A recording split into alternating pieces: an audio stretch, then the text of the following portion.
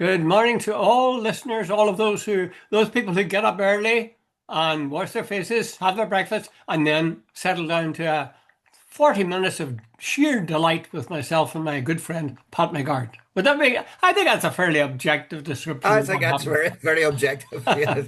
Not a subjective thought there at all. How's the form there, Pat? Is it going to rain? Usually the weather comes Actually, across from you guys. it's a lovely. Now, yesterday as usual, we had torrential rain, but the day before it was Mhm. absolutely, what was it, 24, 26 Oh, degrees? Beautiful, stunning. absolutely It beautiful. actually was too, I found it too hot. I suppose Uh, that's to do with age. yeah, I just found myself, it was such an effort to do anything really, other than uh, sit somewhere quiet and still. But it's a uh, very happy complaint to have. absolutely. Anyway, enough of that. Let's talk for a moment about Mary Lou McDonald. Actually, there's a number of aspects of Mary Lou at present that are worth describing, but or dealing with. I watched her on Good Morning Britain with that Yeah. guy Richard somebody. Remember, they used to be the Richard Richard and Madeley. Richard Judy show. Madeley. Where's Judy gone? I haven't seen I her. think she's gone off screen altogether now. Well, Richard's Yeah. there still, um, fancying himself with his fine head of hair, the bastard. Uh, uh, so anyway, they interviewed Mary Lou McDonald, and I watched it, and she was talking about the United Ireland poll, and they Mm. were saying, "Oh God, that's very sudden," and so on. And I thought she was excellent. I really Yeah. did. I thought she cut through to this thing where you have to explain, people have to find out what they're going to be voting for, otherwise Yeah. they'll be doing the Brexit thing. And it doesn't make sense to have something inserted into the Good Friday Agreement as a key item and then keep kicking it down the road to a point where it's almost invisible. Yeah. I thought she was extremely good, but that's not what I think it was. Well, let's say it was an Irish Times reporter on Jude, I think you're referencing Newton Emerson, the very where man, the very man. where he said, yeah, by the way, I sometimes wonder what Newton Emerson sees. Now, I didn't see this particular program, but I've read about it and I saw a wee clip on social media. He's trying to say this was a curveball question. Richard Madeley described the Northern Ireland as a basket case. Now, I'm damn sure that went down a bomb in unionist circles. Anyway, but the point is, he says this was awkward for Mary Lou and all that. No, it doesn't. Not in the least, Jude. I don't buy that for a second. Northern Ireland is a basket case economically, socially, politically, religious-wise, health-wise, every way you can think on it. Right. Mhm. The other thing as well, he's trying to say that, how can chances that basically the Westminster are subventing Northern Ireland by 10 billion a year, and Sinn Féin and various economic people are saying that that's a bit of creative accounting because it's nowhere near that, and so on. But the bottom line of it all is, Jude, Northern Ireland would be much, much better on united with the rest of Ireland. The Republic has had massive surpluses, budget surpluses. Northern Ireland's going backwards. The South is going forward. What do you think's the great idea? Now, I don't think you said that Mary Lou handled it very well. I think she did too, from the bits I have seen, the bits I've read. So, Jude, well, I don't. I think Newton Emerson was trying to make something that really wasn't there. Newton Emerson, I mean, just as you and I would classify ourselves as nationalists or Republicans, I would say Mm. Newton Emerson classifies himself as a unionist. Yeah, And he serves the purpose of a unionist commentator or a unionist columnist or a with the viewpoint Irish anyway. Times. Yeah, And that's yeah, fine. He's perfectly entitled to do so. But the one thing that I picked up in his article was that he lit on this thing of pensions yeah, in the United Ireland. That people who are presently getting their pension from London, yeah, what will become of them? Well, yeah. I'll tell you what will become of them. I would be the same, I assume, as happens in all pensions. I may have said Absolutely. this to you before. I used to work in Canada. I was there, I taught, I would say, for about 8 years. Yeah, I'm still in receipt of a pension from them. yeah, I haven't been in Canada even for, I'd say, 30 years now. But I yeah, still get my nice little check. yeah. Nothing much, but there was no question of them saying, "Oh, where are you living? Are you living within Canada? You're not. Oh, no, no pension for you." Mm. I'd be absolutely certain that the way it would work would be people who have paid their money into in terms of tax and so on, from which Yeah. pensions come, they'd have built that up, and that would be continued Dude, any time. I worked basically my whole adult working life in the north. I get a British pension, and I live in Donegal. Dude, I keep saying this is an implausible situation. No, it's not. You know, if I've lived all my life in Northern Ireland and paid into the British Exchequer, I'm entitled to get my money back. Even in the event of United Ireland for X number of years, they have a statutory duty to those people that paid into their schemes. So I don't know what, and I think he used the word Sinn Féin's implausible position on pensions. It's a ridiculous argument. Jude, uh, uh, um, Paul Gosling, Professor John Doyle, and various others have looked at all this sort of stuff, and I think they've done much more research on it than Newton Emerson, with the greatest respect to Newton Emerson. Mm. I actually mean it seems to be sort of. I never even thought of the notion of pensions not being continued Yeah. when people began to discuss the possibilities of a border Dude, poll. the Brits the Brits have a statutory duty to pay pensions that people paid into. That's as Mhm. simple as that. That seems to be very, very reasonable. Yeah, Uh, but I mean, perhaps people like ourselves, or even people who are more public than ourselves, should be speaking out more about that. That yeah, it is a canard, as they say, yeah, and it's one that a lot of people could take seriously, and it yeah, might tilt them towards saying, "Oh no, better be cautious because we mightn't get our pension in our old age. How would we survive?" I mean, that kind of mm, rubbish has got to be nailed and nailed quite yeah, tightly. But yeah, anyway, I must say, I thought Mary Lou was, I was going to say masterful. I suppose mistressful would be a better expression for how she did it. yeah, She looked well. She opened it in a friendly note. Did you notice? I mean, I know this is common now, but they say things like, "Thank you for inviting me." yeah. You know? By the way, dude, that's a thing. Everybody now that I have listened, usually when I'm driving, I'm listening to and particularly in RT, everythie comes on. Thank you for having me on. And Has the everybody guy says, is "Thank you everybody for getting media coming." training? What? The RTE guy says, "Thank you for coming." It's ridiculous. You know, jeez, But li- nobody. but I think Pat, they're all getting media training or something. Pat, just think of it for a moment. Uh, on normal programs in RTE and in the BBC, um, they'll say, "We'll go now to Johnny Jones for the weather." Uh, Johnny uh, Jones will deliver the weather, and they say, "Right, thank you very much. Thank you very much indeed." Now we'll go on to uh, thanking a guy who's being paid for what he's for doing. what he does, Well, yeah. he would break a leg to get onto the job if he didn't have it. Well, I suppose, Pat, it has to balance out the people who have lack of courtesy. Courtesy Uh, comes naturally to you and I. Oh, yes, sorry, to you yes, and yeah, me, to you and me. yeah, But yeah, it doesn't come so naturally to others, I guess. yeah. Mary Lou's in the news for the possibility of running for president of Ireland. Uh, What do you think of that story? it's a strange one, Jude. I think it started off as Sinn Féin keeping their powder dry. And remember, she'd said she didn't say she was out and she didn't say she was in. Hmm. And I think at the start they thought, wait a minute. But hey, Jude, look at this, right? And I thought a wee bit about this. Having Mary Lou as president over the next 7 years, when the debate about a united Ireland would be would be maybe a hot topic, a hot button topic, and and many, in the chattering classes, Jude, it would be and Sinn Féin's considerable interest to have the head of state, the first citizen, Mary Lou McDonald.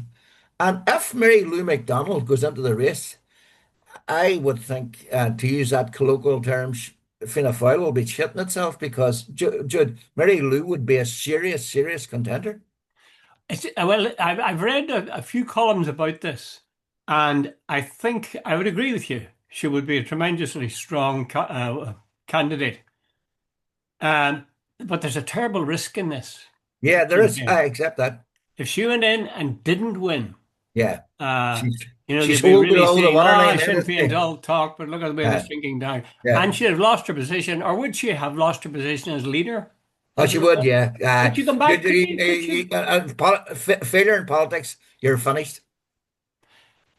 Would that be a particular kind of failure? That's just in Yeah, terms Jude, it of would. Even, You can imagine all the right wing guys in the Irish Times and various, oh, she ran for the president, and like look at Martin McGuinness and so on. But Martin was a politician in the North, where it's a different ball game. But Mary Lou is the leader of the almost the biggest party now. She runs for election for president, and you can imagine the stuff that's going to come out of the woodwork. IRA supporter, it's supported, whatever John, what no Maria Cahill when she, the things that were said about her and all. You can imagine everything that they will find, and they will find it, by the way. So it'll be a muck throwing campaign for whatever it is, 6 months or 6 weeks, whatever the hell the length of the campaign. And then if she fails, she doesn't make it. You can imagine the vitriol that'll come as well. Uh-huh. Failed presidential candidate. Can you imagine Mary Lou in the Dáil with Micheál Martin and we Harris having a go at her? Yeah, it's very hard to know, isn't it? Um, Yeah. the other thing is this Catherine Morrison, is it? Yeah, Catherine Morrison. She's Catherine Connolly. Catherine Morrison's the BBC presenter. sorry, Catherine Connolly. Connolly. I'm wondering. I find her very impressive at first. I'm not 100% sure now when I've heard a wee bit more about her. Uh, do you think? Well, the obvious thing would be if the Sinn Féin's not putting up their own candidate, that they'll all get together with the lefties and support a left candidate in common. Uh, And Catherine Connolly. Connolly would be pretty ideal, I think. Would you Yeah, agree? Catherine Connolly's a barrister. She's a Gael goer. She's a very impressive Clinical woman. psychologist as well. She's a psychologist as well. Yeah, she's a very very impressive woman. I would have no problem voting for her. Really wouldn't. She puts humanity first. She's a very decent woman, a very very decent woman. She's very concerned about the people who are below the sort of red line. She's concerned about the less well off, and I think that's where humanity should be. Hmm. What about her? What about the other? I mean, when another woman was mentioned, people said, "Oh yeah, terrific candidate," and that's Mairead McGuinness. Mairead McGuinness. How would you compare the two? Well, Mairead McGuinness has had a high profile, very capable woman. Now, Brown has had a real go at her. He said she should be stopped. That she voted for the kids on boats, that they should be stopped travelling. He says it was a very right wing thing she done, What and she does won't. Vincent? Sorry, just as a matter of curiosity, what is Vincent Brown writing now? I don't think he's writing anything. I think there was someone on social media I came Oh, I see. across. Okay, He said, okay. now, and by the way, I'm not 100% accurate in sense that what exactly he was referring to, Okay. Well, but it anyway, was definitely that she had voted against the people on boats and all the rest of it. It was a very right wing move. I need to go back and check exactly what he did say, hmm so I'm not going too hmm much further with it. But anyway, he's on social media saying that her track record in regard to refugees isn't great. That's what he's suggesting. Maybe that's over the top. No hmm one, Vincent. hmm hmm Well, I suppose, yeah, they're two very different kinds of women. Dare I say it that Mairead McGuinness has the sparkle and style and fashion and sharpness of mind, very typical of people in the at the heart of the EU. Yeah, Sophisticated.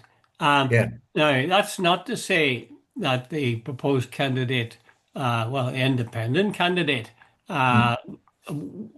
wouldn't, you couldn't describe somebody who's a clinical psychologist. And what else was she? She's a Yale. I think she's a Yeah, qualified barrister as well. barrister. You couldn't describe that person as being, one of the working class. But Yeah, there's a kind of you use the word humanity, a sort yeah, of a grounded quality to her. I mean, she yeah. doesn't wear that much makeup, No, uh, or else she wouldn't be turned out as well. But no. it's sort of But she's you're got right, a Jude. You said something. I think Mairead McGuinness, when you've been an MEP for about 20 years and you're dealing with the Swiss, the French, the Germans, you hmm, get a sophistication, a sheen almost of that. When Mairead McGuinness was on Question Time on BBC, she was absolutely superb. I This remember. sort of the other Simon Coveney was another guy that he had none of this, none of that sort of doffing the cap Irish attitude years back. None of that. They were Mm. telling. I remember Simon Coveney in particular. I'm digressing, I know. One morning on, I think it was Koensberg, like somebody tried to talk down to him, and he within 2 seconds he had just wrapped them. Get the hell out. Which reminds me, Dr. Collins, Mike Huckabee this week referred to Ireland, told Ireland to sober up, and did we fall into a pot of Guinness and all the rest of it because of the occupied territories bill. You know the one thing, Jude. Clarify who Mike Huckabee is first, Pat. Mike Huckabee was, I think, U.S. Secretary of State for a while, and he's currently America's ambassador to Israel. Mm. He is an absolute rabid Zionist. But a very powerful man in the Republican Party, and because of the occupied territories bill going through the Dáil, he told Ireland to sober up. Now, what's stereotyping? Do you see the point I'm getting to is you say anything about the Jews and you're immediately accused of anti-Semitism. Anything at all you say, oh, that MacArthur Collins is a.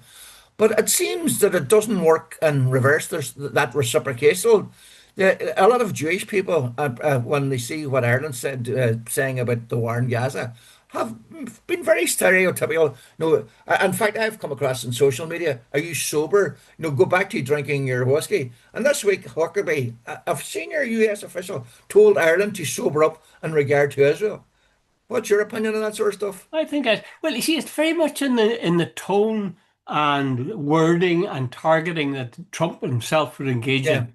Before Trump, the thought of a president saying the kind of thing he said, yeah, did they say, what did they use did they say fuck at one point in one of his yeah. He speeches? did. Yeah, I mean, the uh, very notion of that. Now, for better or worse, that's the way he has chosen to speak. And likewise, so setting aside all conventions, all sort of what people would see as good etiquette, mm, well, there's a Paddy, obviously, sure, he's obviously a leprechauns, and, mm. you drop of the hard stuff, so on. Right, Um, Dr. Collins, let me read. I knew I'd written it down somewhere when I was talking to. This is what Mike Huckabee, no, by the way, to a very senior guy in the last mm, Trump mm. administration. Did the Irish fall into a vat of Guinness and propose something so stupid that it would be attributed to act of diplomatic intoxication? It will harm Arabs as much as Israelis. Sober up, Ireland.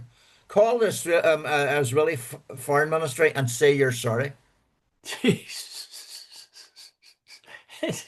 Is that guy for real? Like, Yeah, he sounds like your grandfather, ticking aye. you off. And go immediately and apologize for what you I said. apologize to Israel. The people who've just killed what Oh, 60,000 stop. That's people, that. 17,000 children are dead. Jude, who by the way, Jude, now we're on this subject, and we're not going to spend all day on it again. Mm. But this week, the Israelis attacked a Catholic church Oh, and killed a number of people. But hey, Jude, do you notice the hypocrisy this time? They issued a deep felt apology for attacking the aye. Catholics. And by the way, Jude, they always apologize after the fact. Never, they apologize Well, you because can hardly expect him to apologize before it, Pat. no, no, but they always apologize for these things. They don't apologize for killing Muslims all day, but they Aye. knew when they attacked the Catholic Church, this Yeah. was not going to play well in Washington or Westminster or whatever. So Yeah. they apologized after the fact and said, "We're sorry, it was a mistake." But Uh, they would have went and done it, and they would have gone ahead and done it anyway. But they issued this sort of fake. When you can fake sincerity, no, they issued a have it fake made. after the fact.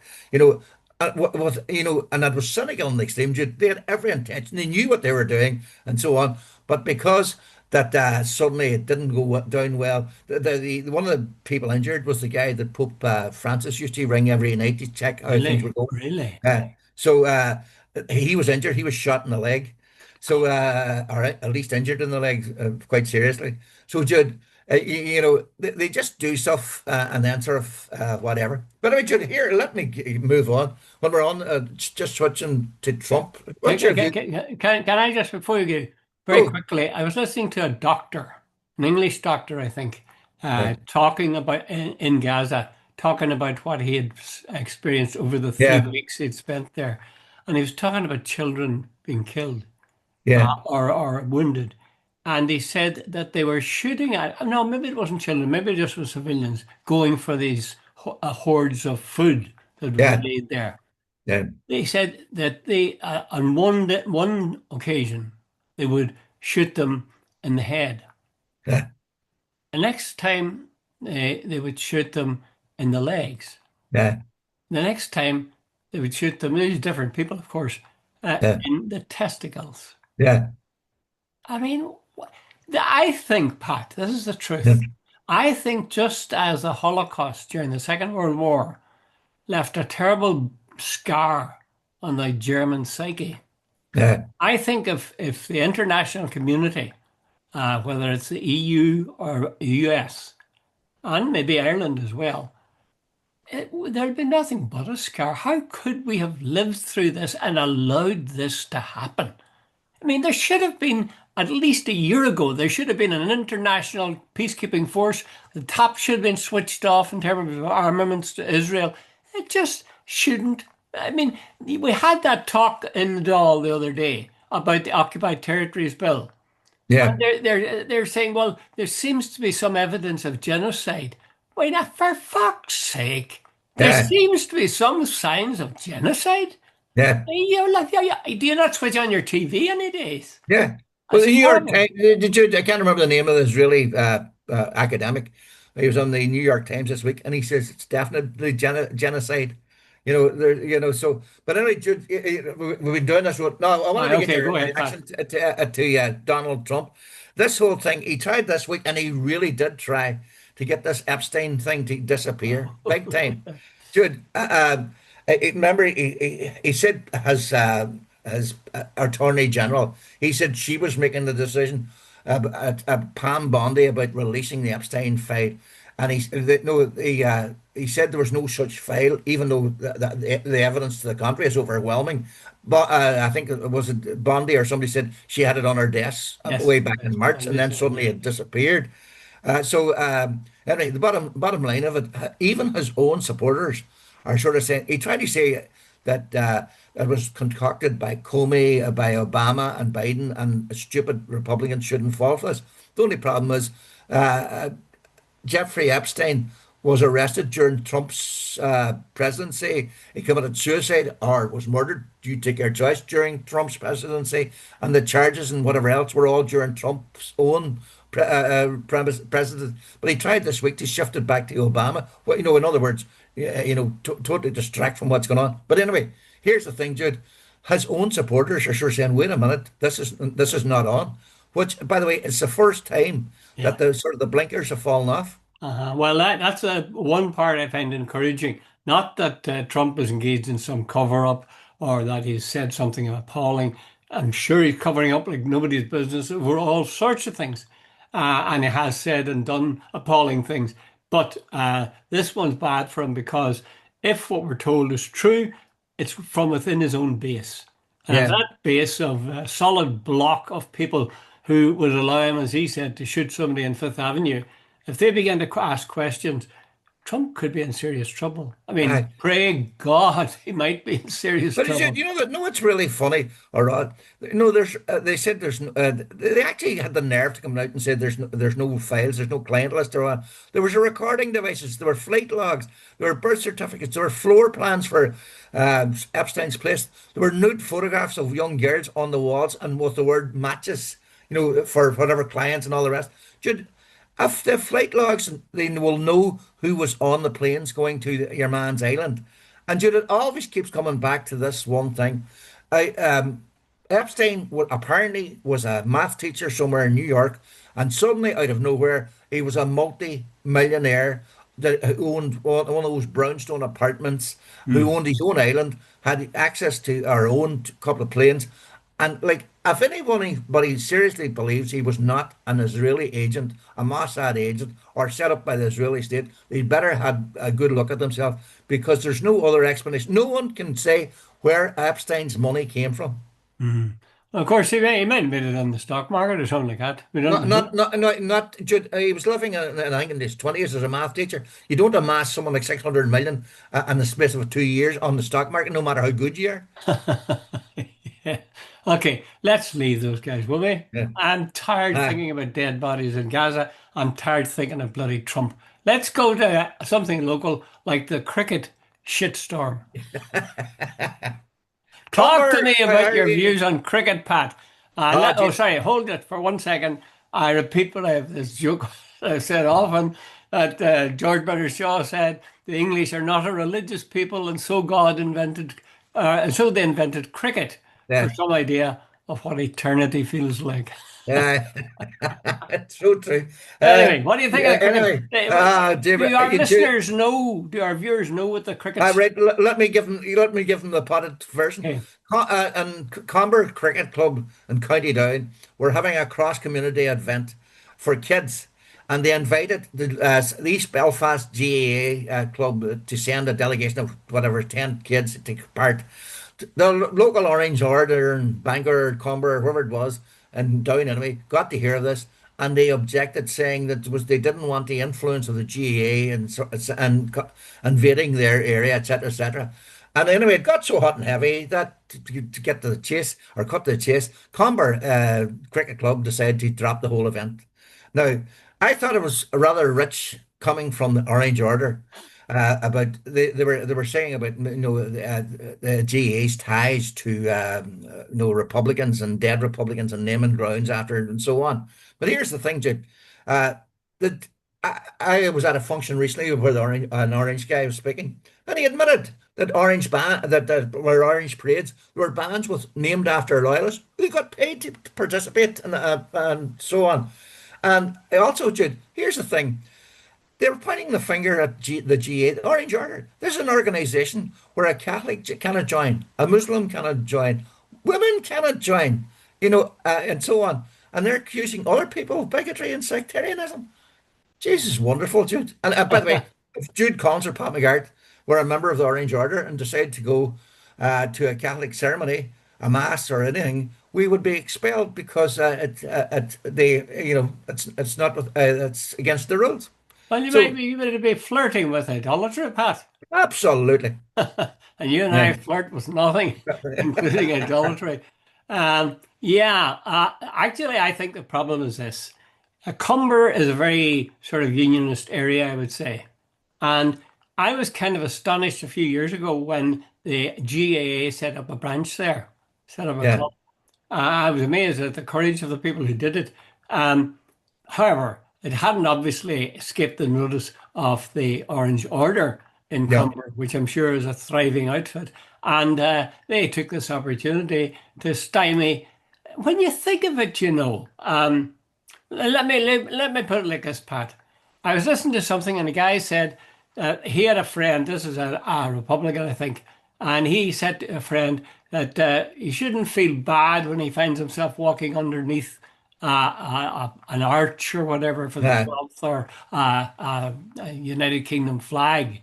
He says because one thing you can be certain of, that means we're winning. yeah, We're winning. yeah, That shows that insecurity that they and that's at the heart of this. I think they feel that insecurity that the disease of tolerance, the disease of variety, the disease of inclusion is beginning to spread everywhere.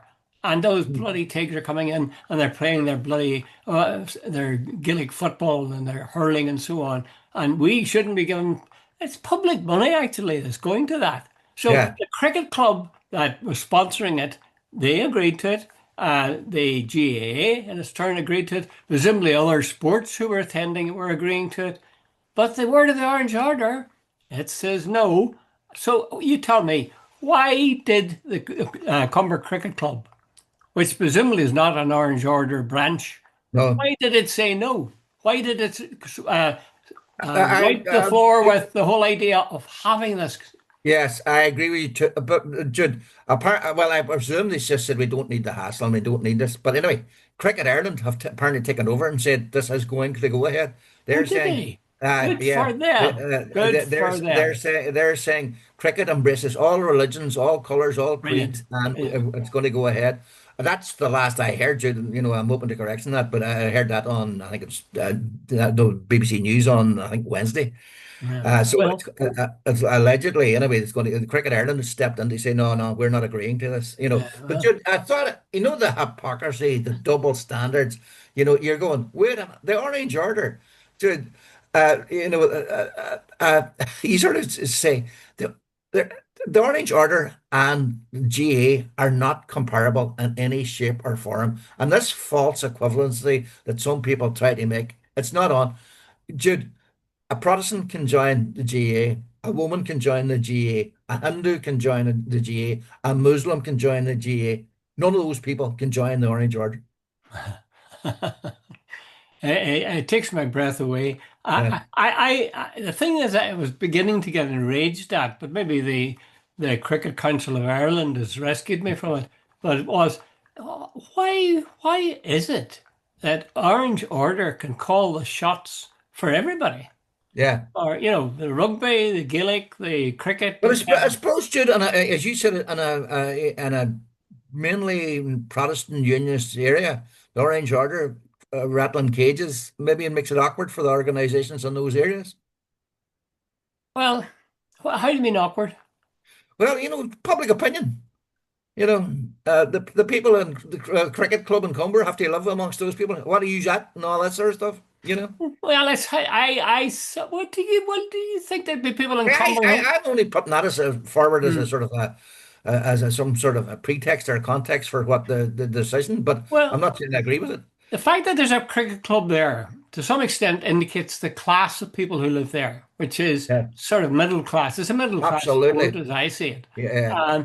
So, given the fact that they are middle class, would they not be sufficiently confident of themselves not to allow a bunch of crazies I don't know, Jude. in the I Orange really Order don't know. to I call was the shots amazed for by, I them? got to admit, I was amazed they called the thing off because of objections from the Orange Order. Like personally would have said, shove it. But you see, I suppose, Pat, somebody was saying that these are children involved in this, Yeah. and you'd be fearful for anything that would happen to Yeah, them. exactly. I would presume And that's part of it too. and I Yeah. think I think already there have been a number of attacks on the GAA club in Cumber. Now, I'm Well, open to that I'm correction on not sure that, of. but Yeah. I do believe that there was some incidents, and we do know that there are certainly, if it wasn't it, there are other Gaelic clubs that have had their pitch sown with broken glass. Yeah. Yeah. Yeah. One of the most That's fact. difficult, bloody things to sort out. Uh, uh, I just, well, maybe it's like I said earlier, when you're walking under the arch, just think, we're winning for sure. Okay, uh, we're really down to about 3 minutes here, but I want to say briefly about a program. You didn't see it, but I saw it. no, no, Jude, hold on. Well, let me stop you there. Jude, next Wednesday, aren't you putting up on air your famous interviews with United Ireland? Okay, Explain that to us. yeah, yeah, yeah. Good point, Pat. I had much more important than anything else. Some months ago, I did an interview with a range of people, five or six in total, I think. And essentially, they're reasonably well known people. And I was asking them about the notion of a border poll, what Yeah, sense it made, etc. Now, I have these as video, as the same as we're doing here, yeah. sort of a video hookup or a FaceTime hookup or hookup. And we're going to put those out every. Well, will we start this Wednesday, Pat, or will Well, we this wait? Wednesday, this Wednesday. By the way, Okay, who are you putting up this I'm not Wednesday? going to tell you, Pat. You'll have to wait and see. You'll have to wait and see. But I The promise you, you'll not be disappointed. You'll not be disappointed. Uh, I just played a wee bit of it myself there the other day, and I must say I was very interested. I think yeah, this is a time for hearing people's views. yeah, Like exactly. Mary Lou made no bones about this 5 years that are left between now and Yeah, 2030. uh, And I was delighted to hear that because that's what we really must pin a date on it and people must really pile in. yeah, So here are five prominent people. Most people will have heard of these people, know well their background. And it's always encouraging to hear the thoughts of other people, especially if they chime with your own, I yeah, suppose. However, we'll start to those on Wednesday. And on Monday, I'll see who's going to be on Wednesday. yeah. And then on the Wednesday, I'll put up the interview. And then on the Friday, you and I'll talk about it and Uh, let the world decide. So uh, don't miss it. right. Hit the support button. Hit that. Is it sports? What is it? What, a button Subscribe. beneath. Huh? Subscribe. Subscribe. Subscribe. Yeah. Subscribe is a misleading word because that suggests we want money from them. No, we Now, don't. oh, you don't? Okay, can I have your share? Yeah. Hey, by the way, did you see the guy? What do you call him? Felix Martin Butt Gardner, the guy who jumped from outer space, died yesterday. He had a heart attack while jumping, and he died somewhere, I think, in Italy.